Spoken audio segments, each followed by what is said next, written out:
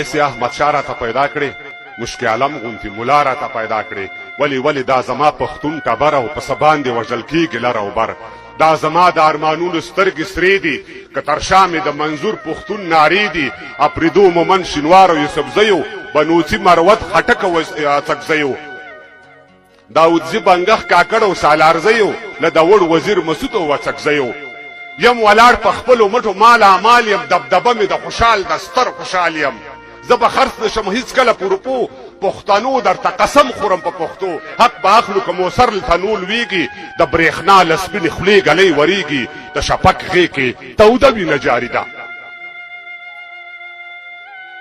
څوک د شپې تر نیمایي سندرې وایي، مولانا صاحب، څوک د شپې تر نیمایي سندرې وایي، څوک مستان تر سبایي سندرې وایي، څوک سحر وختي د سوال پر تخته ناست دي، ګرد د ورځې د اوبال پر تخته ناست دي. څوک چکر لذي چورلکې لري خپلې، د چا نشته د پښو لاندې چپلې. څوک په لس چته ماڼۍ کې اوسېږي، په چا باندې بیا زړه خیمه څڅېږي.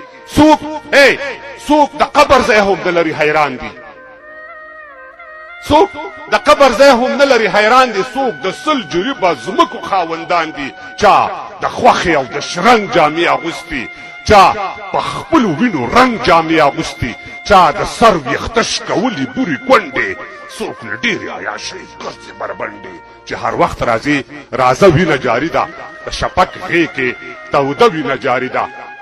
د پاسبان بیا تندریزې ورځې ګرځي، د غضب مټې کشکړې لنده ناست دي، د برېښنا له سپینې خولې ګلۍ وریږي، د شپک غې کې توده وینه جاري ده.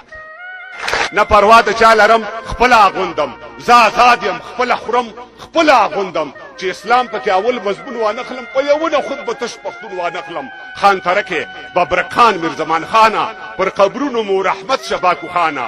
باچا خان او ایمل خان که افضل خان و، پښتانه و دوی سوچه مسلمانان و. بربادي د دې هیواد له هغه راسي، دا هیواد شلو برباد له هغه راسي. د قدرت ګدۍ ته اشا ورڅي خمشه، د نادر کورنۍ بیا راته خمشه. له اکبر او له امان بخښنه غواړو، د دې خپل څیرې ګریوان بخښنه غواړو. له داود بخښنه غواړمه بخښنه، له خطره خالي نه د سرخندنه. که ویرېږې نو په کور کښېنه دننه. سیاستوال تش په وعدو خلک خوشحال کړي، غواړي بل د ځان په ګټه استعمال کړي. پخوی مالګه وړه درنه ترشیږي، که نور څه وایم خبر رانه لوسیږي.